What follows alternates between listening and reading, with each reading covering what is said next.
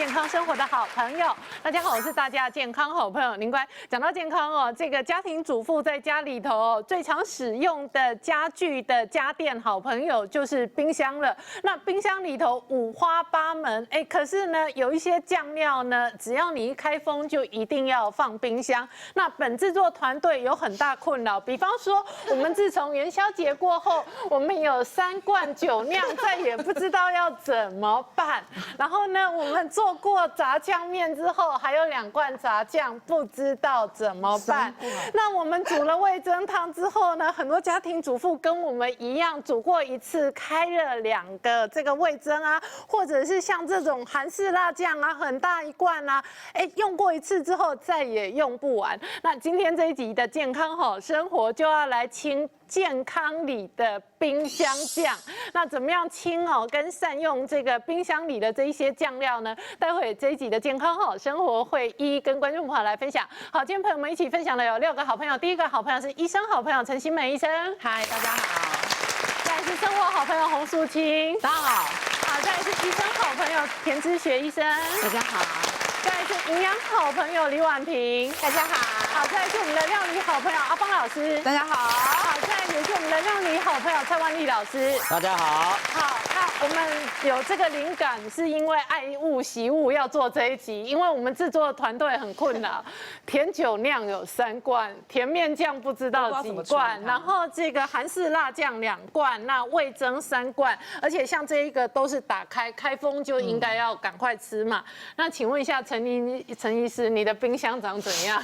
其实我们刚刚已经稍微有一张把它马赛克掉了，所以我们找了一张你知道冰箱有分上下层吗？下层已经不堪眼睛去看它哦，所以我来放上层的冰箱。单身女医生的冰箱，其实说真的也没有，上层是冷冻嘛？对，上层是冷冻。那冷冻那个纸盒是什么意思？这几个纸盒有一些是像这一个是海鲜啦，你知道那个我们去那种大卖场，他买那种海鲜是冷藏的，那它放在最下面，久而久之就不见了，你就完全忽视掉它了。所以这一盒我到看到这张照片，我才想到原来我家还有一些海鲜哦，对，是放在冰箱里头。很多观众朋友跟你一样。放冷冻库都忘记有什么。对，那这个纸盒干嘛不丢？讲到这个真好，我先说，那时候呢，我放这一盒的时候呢，因为我的那个开封是往内的，所以每次都会想说啊，上面有些东西你要把这盒拿出来，很麻烦。所以之后呢，我就决定把那个开封都往外，所以开口要对外，对外，这样子打开的时候就比较方便。对，然后这几个其实都是冰淇淋啊，就是我在夏天。冰淇淋，对。哎呀，说我们的女医师冷冻柜里头不可或缺的是冰，这也是冰，这也是冰，对，这是蚂蚱，这个是蚂蚱，这是水饺。好，然后看一下，你的冰箱也常常会有一些酱料。对，其实我家，那你以女生来讲，你很喜欢吃酸梅哦，这是酸梅，其实它橄榄。对，这个是橄榄，但是其实这2罐是我自己做的果酱。然后呢，我在拍的时候，我才想到这件事，就是这果酱我到底多久前？就是时间已经不可考。原因是为什么呢？我知道我当时做果酱是我那个时候买了一台那个面包机，没有，这太可怕，我有搬过家吧？就是我有买一台面包机，然后买面包机的时候，一开始的时候就觉得什么都要尝试，然后它可以做果酱，所以我就做了各式各样果，这好像是苹果吧？我就做，对我做了各种果酱，然后我就还特别去买罐子把它放进去。那放进去之后，过了1个礼拜，你就发现果酱还在那里的时候，你心中就有点罪恶感，于是你就不敢正视那个果酱。然后再过了1个月之后，它还在那里的时候，你就觉得真的不想开它，也不想去亲它，因为你觉得很对不起它。于是就这样放了6个月。所以这果酱手做的应该不适合再吃，真的，因为都没有防腐的。对，除非你家的人比较多，你是一家人，那就比较 OK。1个人真的是不太适合。那我们也看一下洪淑清的冰箱。那个制作人跟我们联络这一集的时候说，他们想要做一集叫做《冰箱里的神鬼传奇》。那我们说我们负责演哪个部分？那你们当然演鬼啊，什么意思？我们就照豁出去了。对，第一个阿芳老师的手做辣椒酱，哦，真的有在用，有吃，有吃有用。对，不知道什么时候的买的什么酱，不知道。后面是朝天辣椒酱，所以光辣椒酱就有一整组。好，那重点来了，真的重点在精彩在下面哈，就是酒酿我也有。好，用过一次大家都会有再也没用不完的酒酿。那这个黄黄的是什么呢？这个黄黄，如果大家是健康好生活的忠实观众，你一定知道我们世界冠军龙师傅曾经在我们某一集示范过一个叫做黄椒酱。这个月末是3个月前的事，差不多几年3季之前吧。然后甜面酱当然我们也会有哦，因为我们是我们的忠实观众一定要练习嘛。然后呢，再像这个应该是豆瓣酱之类。那我觉得还有一个很猛的地方是，像很多人应该也会像这样子，有时候会忘记自己买过什么酱。对，真的吗？这3罐都是芝麻沙拉酱。对，而且是不同品牌。然后呢，这有点更恐怖的，我讲一下。这个是什么啊？没有，这里面是调味酱，这隐隐约约，阿芳姐，你记不记得这个东西？它是酒，里面有枸杞。一种料酒，冬天我抱着枸杞酒，差不多是多开节目一档主要的。因为阿芳姐姐用料理酒做那种类似醉虾料理嘛，对啊，就差不多是一档准。所以我的问题就是看起来是整齐啦，只是说他们就是用了一次，就是用了一次就不知道怎么用了。这是不是就是很重视？就是今天这个主题，就是用了一次之后就不知道该拿它如何是好。哎，真的，那阿芳姐姐先出来分享哦。我们制作单位要清冰箱，对，第一件事情就要清冰箱里的酱。本节目绝对不造假，我们盘点出3罐甜酒酿。你看这种就是还有7、8分满，然后再也不知道怎么用。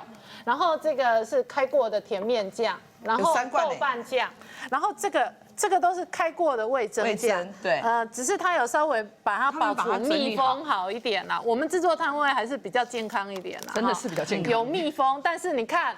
是不是有汤匙挖过1匙？而且为什么那个保鲜剂还在那里头？哎，是啊，脱氧剂啊。我跟你讲，今天就要清健康好生活冰箱里的酱。那我发现我们家的味噌也不用买道具耶，这里也还有很多啊，好多盒哦。没有，因为这个叫做黄味噌，这个是红味噌、赤味噌啊，这个是比较常用的。那个味噌汤的那一种白味噌，哎，其实镜头看得出颜色的差异嘛，对不对？很多婆妈都这样，买一罐味噌挖过1次就再也用，这也是职业妇女最容易显现，因为现在很多职业妇女是利用假日或者是下班后去买菜，可是他们少了一个动作，就是先去打开冰箱做盘点，看有什么东西。我利用这些酱，我可以做一个方便的。拌酱，就是你在未来的这个1个礼拜左右，你炒好这个酱，随便煮都可以变出好菜哦。那我觉得这可以，而且用的量又比较多，就可以快。像我今天哦，就立刻 KO 2个瓶子。好，对，这个是阿芳姐姐要帮我们 KO 酒酿掉了，那这个酒酿就倒在这里，对不对？对，然后我还 KO 了一个这个豆瓣酱，豆瓣酱，对。我刚刚请他们用豆瓣酱还没有用完，下次我继续努力。好，然后我还 KO 了一个，后来我本来想要用酱油膏，可是我在里面找到一个更精华的，就是你们家竟然有3瓶的甜面酱。我是新娘，虽然我们蔡师傅也要甜面酱。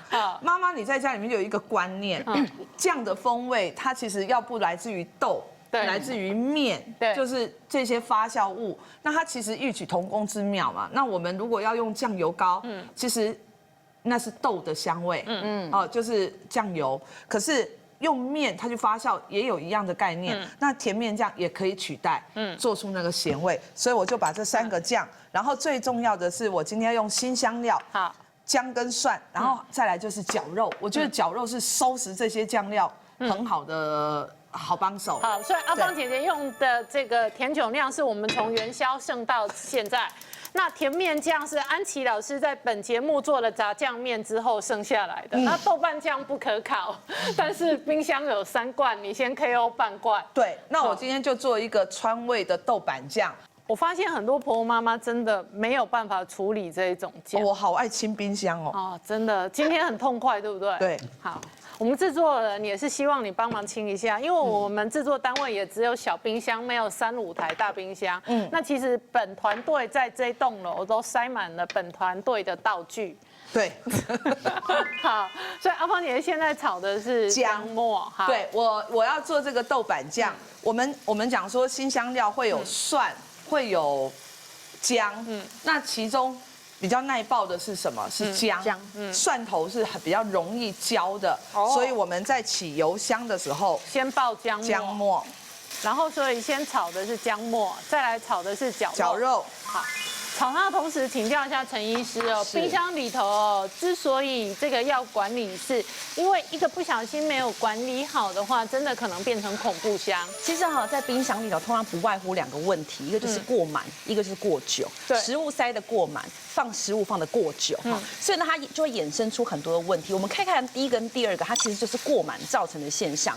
当你的这个冰箱，我们其实最建议的一个放置时间大概，放置的一个满度大概是7分满哈。所以如果你放到超过的时候呢，其实我们食物的对流，冷气它里面有时候冷气来去降低它的一个食物可能会有产生细菌的风险嘛。那这时候呢，假设你的这个超过7分满之后呢，你的其实整个冰箱的冷气对流就变得比较不通畅，因此呢，就可能会让你的冰箱的温度是比较高的。那我们看到第3、第4点，其实就是冰箱放的食物放的时间太久的状态。我们要知道啊，不管是冷藏或冷冻，其实我们在冰箱里有很多的这个适冷的一些细菌、霉菌或者是酵母。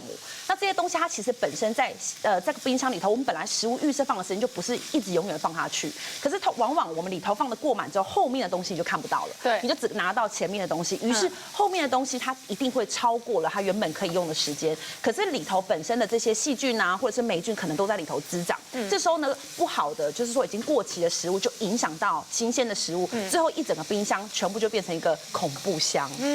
那阿芳姐炒香了绞肉，对，然后呢姜跟这个肉炒散了，油脂够了，我就把蒜头放进来。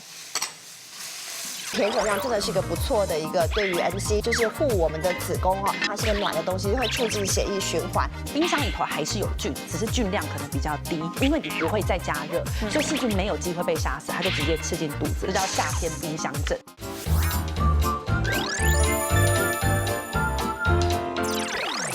很多人呢，他对冰箱的错误观念就会觉得说，我只要把东西放到冰箱里啊，就有点把它当做杀菌的感觉。其实是不是的？因为我们细菌呢，在10度以下，多数啊，它会放慢繁殖的速度。对，到了更低温，比如说-15度之后，它可能会停止繁殖。对，可是，在那个情况之下，它并没有死掉哦。对，所以之前有一个阿伯，你知道吗？我印象很深刻，他那个是一个中国的一个个案，他那时候大闸蟹流行的时候啊，就一次煮很多只，吃不下就把它拿去冰，冰了之后，哎，有冰哦，而且是熟的哦，然后第2天拿出来吃就没有再加热嘛，就直接吃了。后来没多久就开始觉得，哎，怎么会开始老脆挪啊？整个都嘴巴就抽搐啊，送医院才发现他肉毒杆菌感染。就是他们就说，其实有时候问题在于说，你没有想过细菌繁殖的速度可以多快，它可能致病一般细菌可能致病要10万个。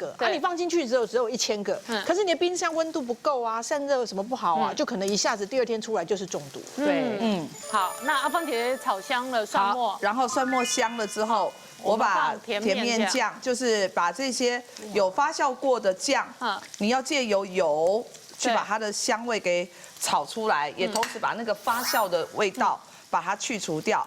然后豆瓣酱，好啊，我今天半斤的绞肉，刚刚甜面酱。那个瓶子我总共大概挖出了有2汤匙多。好，那阿芳姐姐，如果家里头没有库存甜面酱，就用酱油膏，替代咸味。酱油膏加上豆瓣酱，加上甜酒酿。就是川辣的那一种豆瓣的酱烧，对，就是酱烧的味道。所以我现在放上去的，这是比较传统妈妈在炒那个麻婆豆腐的那个起锅香，就是酱油膏加豆瓣酱。哎，对，麻婆豆腐如果有酱香也是这个香。对，然后可是问题是你真的要做到川味的那个滋味，甜酒酿，他们叫酒牢。对，好。就是直接放进来，这个甜酒酿在这里会有甜度，也有酒。对，还有一个就是那个糊化酱糊化的特质。哦，所以一样让它酱烧。对，从姜最耐爆，所以它起油香，再来蒜是后下，对，最后葱，对，好，大量的葱，好，然后这进来半盒这个。我们的一个方便酱，你就这时候就可以把你的保鲜盒，拿出来。那这个就是拌饭、拌面、拌菜。我觉得这个夹面包、夹馒头什么的。然后加一点豆腐，加1盒豆腐，加水煮一煮就麻婆豆腐了。哦，好香，真的好香。然后今天呢，我们就做有价值感的。是，既然已经是把冰箱的东西资源回收，那就做一个有价值。我买了2条咸水的无锅鱼，好，然后我们就直接煮豆瓣鱼。哦，豆瓣鱼洗干净。那洗干净，所以酱料铺底啊？对，酱料铺底，加水啊。哦，所以有一点点哦，就是烧鱼，用这个酱来烧鱼。对，然后把它稀释，好，来炖鱼。哦，到外面吃一锅豆瓣鱼要花很多钱，对不对？好，然后现在利用它滚的时间，我们就把豆腐，我们最好是准备那种你可以切丁，对，或者是来我的招牌就是崩山豆腐的，然后让它有比较多的接触面来吸汤汁，对。哦，好聪明哦！放蒟蒻来烧也可以哦。好，然后放上来豆瓣鱼就可以这样烧了。对，然后再来放一点的酸菜片。那如果没有酸菜呢？没酸菜片就反正对，就烧豆瓣鱼，等会起来葱花。像我今天刚刚炒酱的时候用小葱，对不对？我今天很 lucky 的在市场上买到那个大葱，哦，一根切起来像蔬菜一样，对，就直接放好。然后现在放上来，好，都不用什么调味，因为它的味道酱味已经够了，而且再煮一下。记不记得我们有放那个甜酒酿？对，甜酒酿它就扮演了糖的角色。还有你不是要收汁，我们平常会收什么太白粉水让它收吗？那现在有鱼的胶质跟甜酒酿，那个米饭越煮它就会越浓。盖上来，煮大概5分钟左右，它就可以撒上葱花。好，那刚刚我们烧的豆瓣酱是用甜酒酿嘛？问一下婉萍嘛，甜酒酿基本上其实是营养蛮丰富的嘛。对，其实这样的就是如果大家有去过的大陆的北方哦，你会发现它的超市里头到处都是在卖甜酒酿。对，甜酒酿哦，其实就有点像是就是其实像我们去西安呢，他们没有所谓的传统就是中药炖鸡汤这种方式，所以甜酒酿有点就像是我们月经来的时候四物汤，你进补这样子，然后就像是你冬天来麻油鸡进补，就是他们凡进补的东西都是用甜酒酿。对，所以其实就是就有一个说法，就是说甜酒酿就是丰胸这样子哦，就是说他们可以刺激这个就是促进这个乳腺就是胸部发育这样子哦。那另外就是说其实甜酒酿哦，它这个女生在月经来之后，不要在月经当下，是月经就是结束之后，我会建议甜酒酿真的是一个不错的一个对于 MC 的一个就是护我们的子宫哦，因为它其实是一个暖的东西，因为它就像酒精啊，它是一个暖的东西，就会促进血液循环。那它怎么吃呢？其实一般甜酒酿它不有些人是直接就是水滚后就把甜酒酿放进去哦，因为它要保存一下它里头的发酵的东西。那有些人就是煮个蛋，然后再加上甜酒酿，好，所以它不是只有元宵节吃，它其实在这个北方人他们其实都是1年4季都可以来做进补，甚至煎个荷包蛋，然后加上甜酒酿也是可以的这样子。对，北方人也会这样子吃。对，所以其实像我自己就很爱吃甜酒酿，对，好，所以这个东西呢，它其实是一个就是很传统、古老，但是它就是一个非常好的一个进补的方法。这样子，对，不过还是要提醒一下大家哈，因为其实甜酒酿它，你听到这个甜这个字啊，其实它本身也是弄一些我们说葡萄糖或淀粉所制造而成，所以也有热量。它有热量，它100克至少还是有160几卡的热量哦。那尤其呢，这个甜酒酿，我们会发现它通常不管是拿来进补，或有些人拿来配蛋吃，它其实可以发现说这些甜酒酿，因为它是一些有发酵型的东西，所以会帮助我们的食物吸收。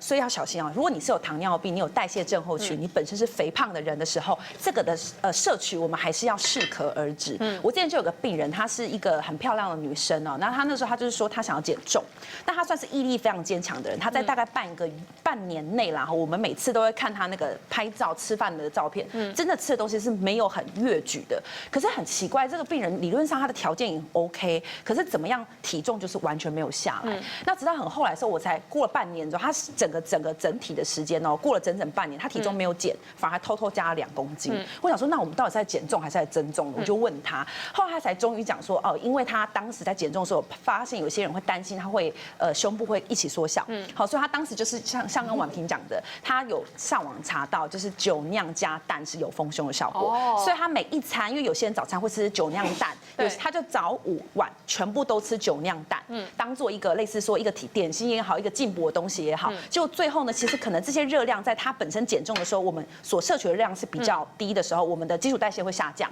所以这时候呢，当他有一个很营养的东西，他就立刻把所有的热量给吸收掉了，所以他平常吃甜酒酿可能一天吃1颗是 OK 的，可是对他的吸收却是100%吸收，所以到了结论之后，他其实体重是没有下降，反而是有肥胖的风险。所以其实我们还是建议说，像这一类，如果你已经糖尿病啊、代谢症候群或者是肥胖病人哈，吃这种甜酒那样的东西，可以稍微浅尝即止，不要说吃的太多或吃的太超过，因为有可能反而会造成身体的负担。因为陈医师的冰箱是没有虱目鱼、没有五花肉、没有绞肉，没有，它只有。一个是比较有人情味是海鲜，对，可是我们绝大部分国人的妈妈都会，开心，买回来什么东西就觉得它是百宝箱，是万灵箱，通通的。可是你有没有看到这个出风口？对，冰箱的这个出风口，它会出来，它其实一个冷对流的那个气体对流是冰箱，它是不是保持温度条件最好的条件？这个出风口千万不要把它挡住，所以妈妈要习惯的去整理冰箱，然后保持这个冰箱的通风。最好就是你要记得你家的冰箱到底安不安全。当你打开门的时候，像我们现在是不是夏天，很热，你打开你会发现你的冰箱那边就会有一股很像云这样的冷气会冲出来，这样表示你家的冰箱才够健康，不然的话。就什么都跑不出来，它的气会跑到哪里？它的气会往下面冷藏的地方。哦，真的。然后你冷藏的地方放在后背的地方，它容易结霜。哦，会。然后冰箱东西下面连冷藏的地方会冻伤。再来就是你的冰箱有的它冷跑不出来，它就在它后面的冷凝管的部分就开始结冰。然后很多的妈妈冰箱下面就常不洗，头卡隆一滩水。对，就是你的冰箱它的循环作用不好。对，那对食物的保鲜条件也不好。对，那我们的豆瓣鱼也是闻到香味了哈。对，有好香好厉害哦！就哇，煮这样感开了觉应该要来上白饭的。对，然后现在我就在这里面来加上一点真正川味的，家里面有一些花椒粉、辛香料，这个时候好香哦，真的变一道大菜耶。酸菜是对的，它有一点点酸香的 feel。对，好，然后花椒会有麻，然后加一点点的香油。哦，夏天有这个好开胃哦。现在那个酸香、辣香、麻香都出来了。对，好，然后再来蔬菜部分呢，今天除了酸菜之外，我就放了大量的这个大葱花。好啦，好，那我们就来上菜。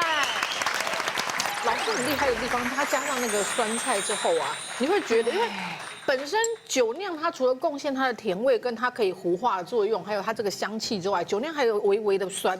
可是酒酿的酸再加上这个酸菜的酸啊，就会让你觉得这整锅的豆瓣鱼啊，它就不会有些妈妈煮豆瓣鱼的时候，它都很细感，对，它就是感跟低两种味道。可是当我们有这种酸菜，然后我们再加一点点这个酒酿之后，你会觉得整个多元化之后，它的酸气也会柔和，它的咸也没有那么咸，然后加上那个酸菜的脆，吃下去就觉得这根本就是超级大菜。谁知道根本就是我们冰箱里面那个快过期的酒酿，超厉害。但是还是要注意哦，如果你那个酒酿到快过期还能用，要把握4个原则，简单跟大家提醒一下，就是第一个就是要避免污染。什么叫避免污染？你不要每次都拿你自己吃到一半的这个汤匙，什么又进去挖东西，确保每次进去拿东西的时候都是干净，而且是没有潮湿的。第二个一定要确保低温，就是刚才阿芳老师讲，你要确定不要说我放在里面就是低温，不是，它要流通的。因为之前有一个阿嬷，她就是觉得自己那个西瓜放冰箱就有冰，你知道吗？就她也是用它掉，结果她就觉得奇怪，那个温度不够，夏天的西瓜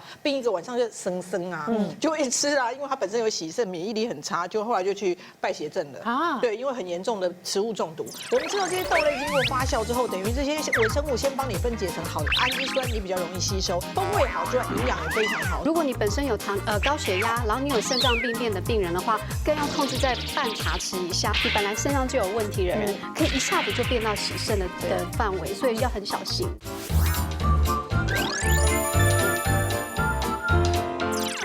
第三个就是确实盖子一定要锁紧，因为有些女生就很担心说，可是放太久，后来要打开打不开，不行，一定要锁紧，因为不锁紧就是风险的来源。最后就是一定提醒，就是你如果尽量不要生食，尤其已经放一段时间的东西，就尽量充分加热，这样就可以把我们冰箱呢充分的做到安全，又真的是可以保存食物的地方。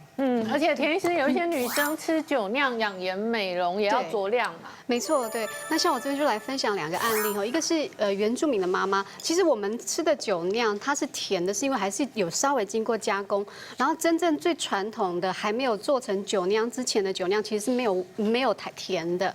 那这个原住民妈妈呢，她有糖尿病，她就在想她要控制她的饮食，所以她决定不要吃甜的，她找不到一个很适合的点心，结果她就想到那我就吃那个酒酿好了，就最传统那个原住民的那个酒酿，那是没有甜的，就他就觉得不错，他就开始很开心了，但他不知道其实那就是米做的，米它就会变成糖，对，所以他就越吃越开心，也越吃越多。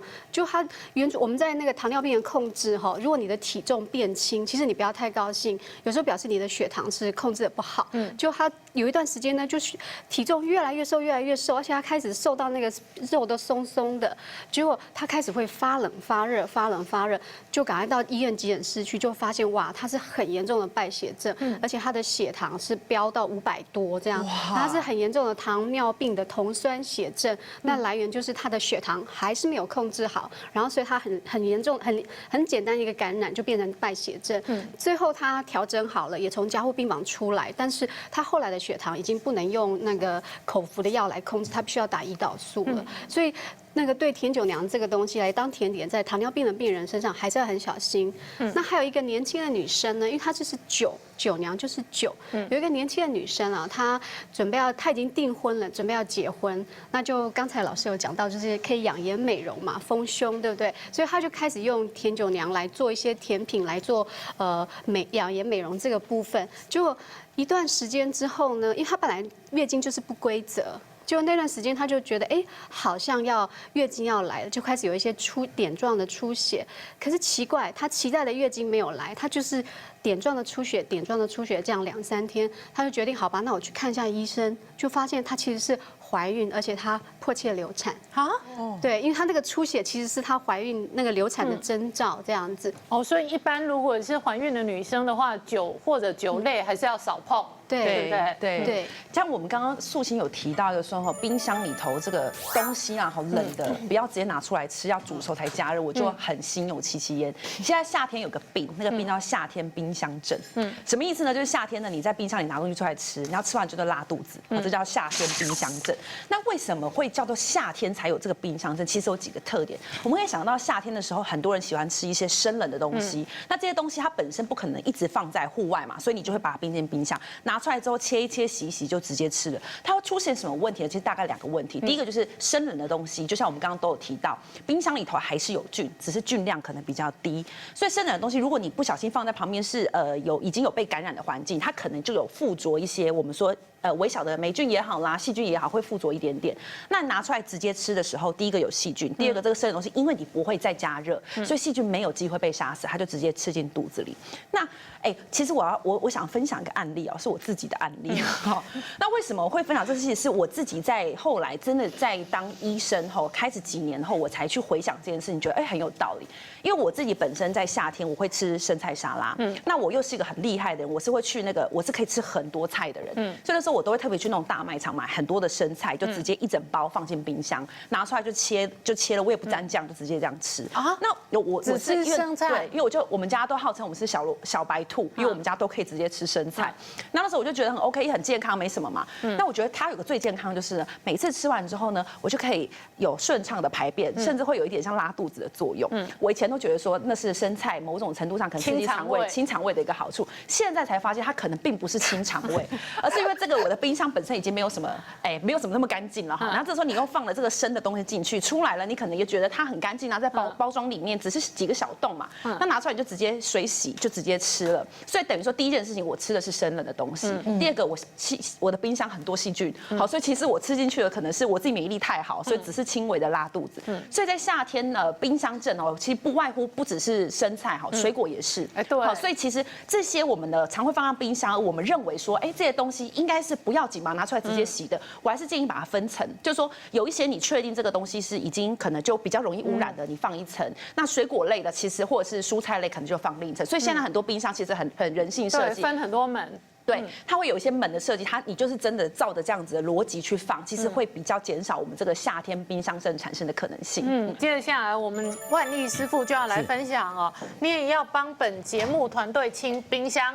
对，今没错。天要做一个双酱鸡丁，那帮我们清味噌跟甜面酱。是的，没错哈。那双酱是把味噌搭配甜面酱。对我们那个这两种的性哈，它的同质性很高。那我们这个你如果家里没有甜面酱，可以用酱油膏。所以就味噌加酱油膏也会很合。对，没错。好，那我们万丽老师放了一点鸡丁，放一点油。那这个我们今天用的是鸡腿，当然你可以用猪肉丁哈，猪肉丁、松板肉都可以哈。那你可以选择你想要的。那个切一丁一丁以后，用点酱油。好，用点酱油稍微把它腌制一下，因为我们鸡丁还蛮大块的哈。好，那拌一拌，拌点那个沙拉油，那我们现在来煎它。那万丽老师今天还搭配的是，如果你们家刚好剩下最后一颗甜椒、黄椒或者小黄瓜，都可以一起搭配。对，没错哈。那今天搭配的蔬菜哈，这里有很多的颜色哈。讲起来好像那个彩虹蔬菜，对，彩虹时蔬哈，它里面含有色氨酸，当然吃起来会很开心。所以只要它看起来漂亮，它漂亮哈。那我们平常那个味噌哈，除了说真的像一般。观众朋友，我问过很多人，你味噌可以煮什么？味噌汤。汤啊，煮完味噌汤就放着搁着。是，那其实我们剩下的哈，你可以买一块的松板肉，完了回来用这个来腌它，腌完以后拿去烤，蒸烤。就变成味噌肉，味噌松板肉很有价值感，好几百块一盘。好，味噌松板肉。还有买一块鱼哈，鱿鱼那油的哈，三字旁的油的鱿鱼，然后把它涂抹，就外面那个味噌鱼哈，它其实还可以做很多啦。不是说只有煮味噌汤而已。对。像今天很棒的就是拿来炒菜，所以它可以当成涂抹腌制的酱，也可以拿来当炒酱，也可以来当煮汤的调味料。它是调味圣品。OK， 来，我们这边哈，因为我们那个蔬菜量蛮多的，所以我们今天这个蔬菜呢，要稍微把它拌炒再加在里面。所以你是分2锅炒？是没有错哈。那这个就是非常高深一个技巧。这个观众朋友要把它学起来。像这个你蔬菜多，你如果要把它单独把它加在里面的话，你要把它炒熟很困难，而且因为它里面有咸度，待会水会跑出来，对，就不会香了。所以在餐厅饭店里头呢，这些一定是用过油，最后再把它倒进去。但是我们家里没有办法这样做，所以今天老师教你这个，这样很简单的，放一点点的油哈，一点点的油，然后我们热了锅子，是放一点点油哈，然后我们3色的蔬菜下去。来加一点点的水就好了哈，一点嘛水流啊哈，就一点点有水，就一点点就好了，就这么一点点哈。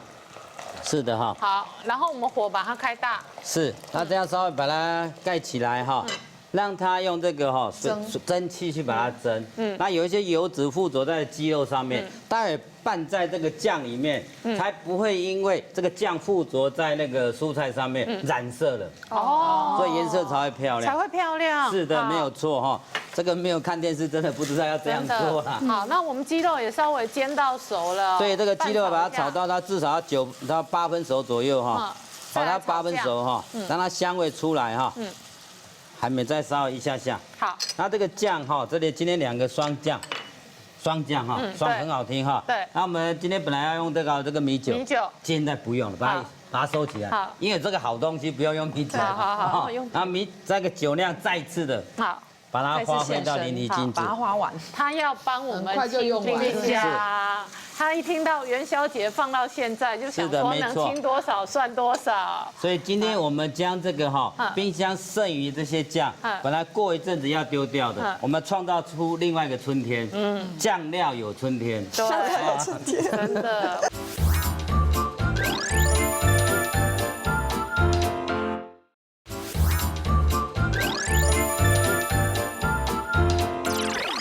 好，所以我们现在把它炒一炒哈，炒一炒，那个也差不多的。那么借由鸡肉的油脂来爆香，鸡肉油脂来爆香哈。所以我们现在放的是这个葱啦哈、蒜啦哈、姜片，把它放进来，利用鸡肉的油脂来爆。这样慢慢爆哈，你看一锅到底咯。好，好，那我们接着呢要来放这些酱了。所以差不多要放这个酱了哈。好，我你们的看这个蔬菜也好了，我们的蔬菜水蒸煮、油蒸煮，你看这样很棒啊！你看这样子哈，好绿，好漂亮，没错，漂漂亮亮的。对，好，那我们现在先来炒这个哈，那个酱味噌，也不要调开了啦，因为我们要拌炒。对，你是煮汤的时候才把它和开。那我们今天待会要去炒，所以不用加水去调开。再加上我们的甜面酱。好。差不多也都是现在这个白汤匙大概半匙左右。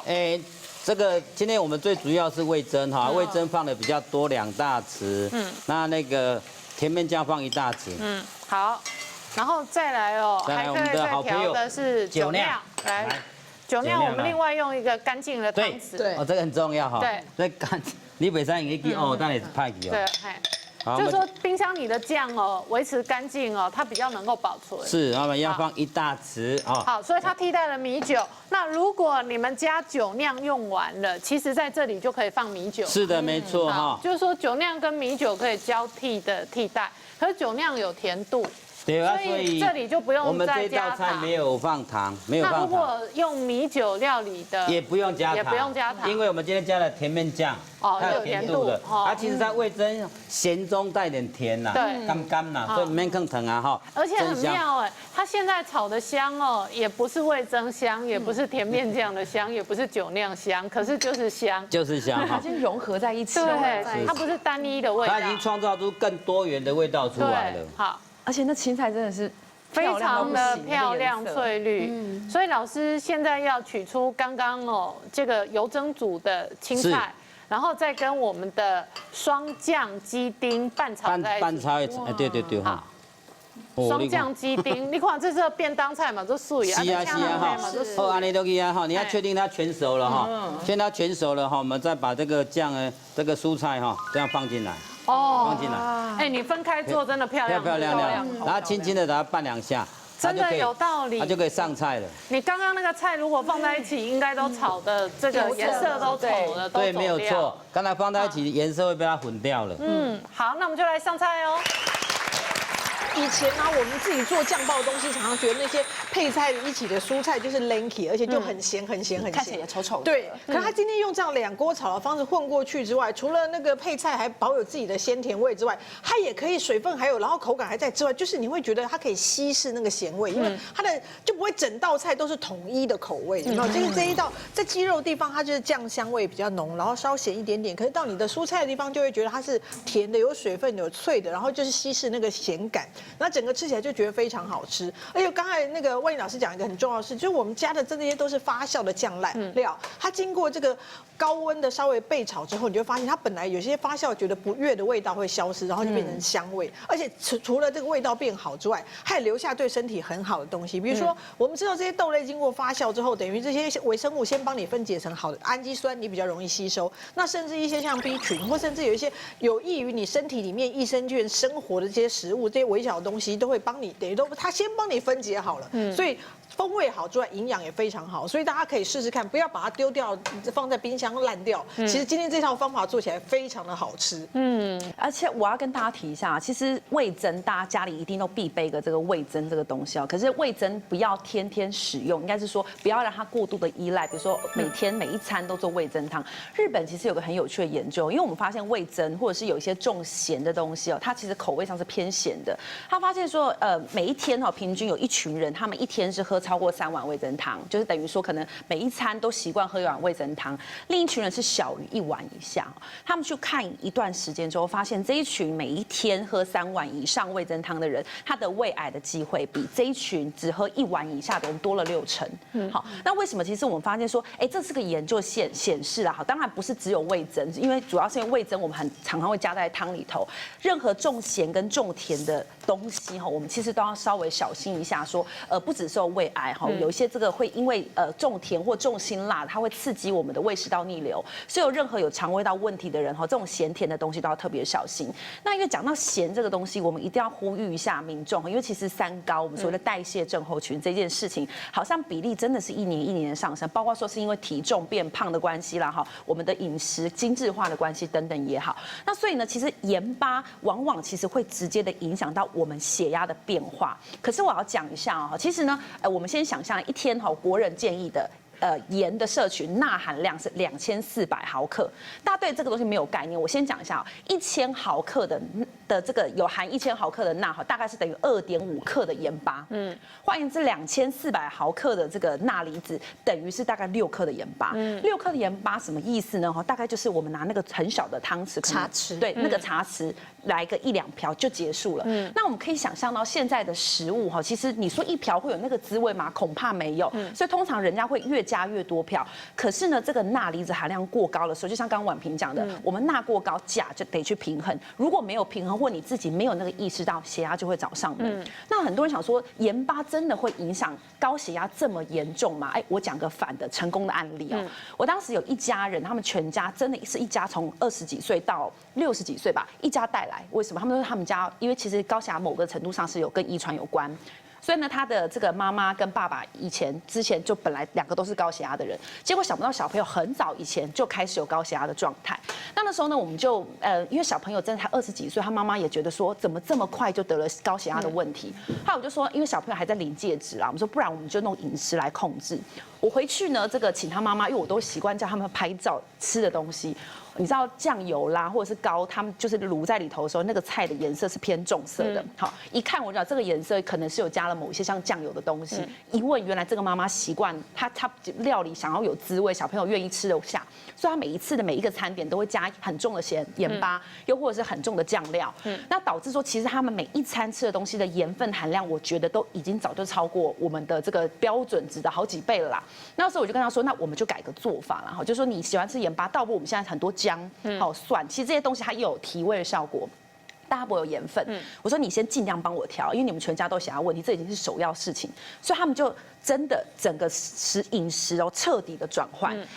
就过了好像是3个月之后，因为我都请他们天天记他。有这个儿子啦，我讲着，因为儿子没有用药，儿子他的血压就从原本已经过标准值，就是已经我们认定是高血压，就变成完全就已经是我们说的标准值。对，所以换言之就是说，其实盐巴这个东西，很多人觉得怎么可能我贪这一口，我真的会让我的高血压上升吗？答案是会。好，所以其实我们还要鼓励大家说，其实在吃东西的时候，我们习惯吃比较清淡、清爽的口味，你的偶尔吃一点咸是 OK， 但是不要把它养成依赖，因为其实这样子的一个钠含量早就已经远超过我们建议的1天钠含量。而且田医师，酱料的摄取对于本来就有肾脏疾病的人来讲，更需要注意嘛。没错，是的。所以我刚刚陈医师有讲了，所以最好记的方法就是一个茶3/4茶匙到1茶匙之间。所以这样子你吹口气，其实这个盐就没了，就没有了。对。那如果你本身有高血压，然后你有肾脏病变的病人的话，更要控制在半茶匙以下，那真的是很少。那有一个年轻人呢，他是有遗传性的肾脏病，那他在知道自己发病之前，他就是重口味的一个人这样子，但是他就发现他小便有泡泡，所以他就去医院就发现哇，原来他先天性肾脏是有病变的，那他就开始知道要控制啦。但他有一个很错误的迷思，他以为说辣才是重口味，好吧，那我不吃辣。但是我就吃这些酱料，全部都来这样子。而且像我们刚刚吃的这些菜，你有发现那个老师们他们都没有再另外加盐跟酱油，味道就已经非常足够了。它是盐酱那些全部都一起来，他觉得反正我没有吃辣，我不是重口味。结果吃一吃，他开始那个泡泡尿越来越明显了，然后开始会喘会肿。就一到医院去再做检查，哇，发现他急性肾水肿，然后就是刚才说的钠钾不平衡，他的钾离子过高，高到一个程度，你心脏就不会跳了，这是很危险的状况，所以他就紧急的先暂时洗肾。但是把它控制下来之后，它是在边边，但是它还是可以控制的，但是就是要非常小心。错一小步错，你本来身上就有问题的人，可以一下子就变到洗肾的范围，所以要很小心。那酱料除了盐巴要小心，有的时候要小心的是隐藏的糖分嘛。对，因为像就是有时候我们会觉得，吃到蛋糕就会知道那是甜，但有一些东西提醒大家其实西瓜汁是大家都会觉得它是新鲜的这个果汁，所以就觉得就虽然喝果汁，但至少心里会安慰一点。但是呢，其实大家试试看，你下次跟那个店员说西瓜汁不加糖，你就会发现你那杯西瓜汁一点都不是你平常喝的西瓜汁那再来就是我还有看过，就是那个病人就是他的下午的点心是吃能量棒，大家有看过能量棒就一条，那因为他那个感觉诉求就会很健康，就是什么五谷类啊，所以就会感觉说哦，他好像没有乱吃东西，还吃了高纤维的点心。但是其实再细看它后面，其实就是都有很多的糖分隐藏在那个能量棒上哦，所以这也是一个很要小心的哦。那我觉得最经典的是有一次哦，遇到一个大概40岁的一个男生，然后他就是血糖一直在追踪嘛，然后这一次他的血糖就不太好，就是说，哎，你的糖化血色素为什么最近上升？他说营养师，我最近好想吃一些点心哦，但是你说不要吃甜的，所以我最近就想说，好，我吃牛肉干。你看，他说牛肉干是咸的啊，然后后来我就说，那当下看不出来嘛，我就说，那你这样好了，你回家去拍一个你最常吃的那个牛肉干的牌子给我看。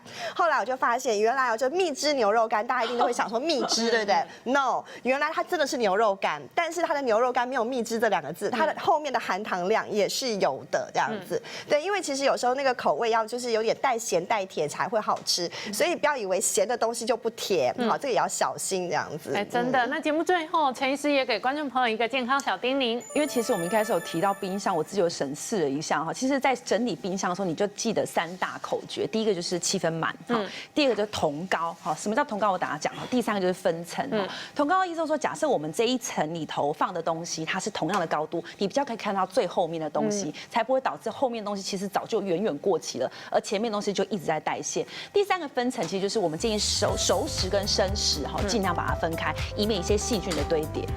那谢谢陈医师的叮咛，也谢谢我们这么多好朋友分享。我们今天分享的健康好料理的食谱跟做法，也都会po在年代贸趣台健康好生活的脸书上面，提供给观众朋友分享跟下载。那健康好生活也出食谱书了，那我们的脸书也会有分享赠礼的赠书活动，欢迎我们的忠实观众跟粉丝们上我们的脸书参加赠礼的活动。那健康好生活，我们下次同一时间准时再见，拜拜，谢谢。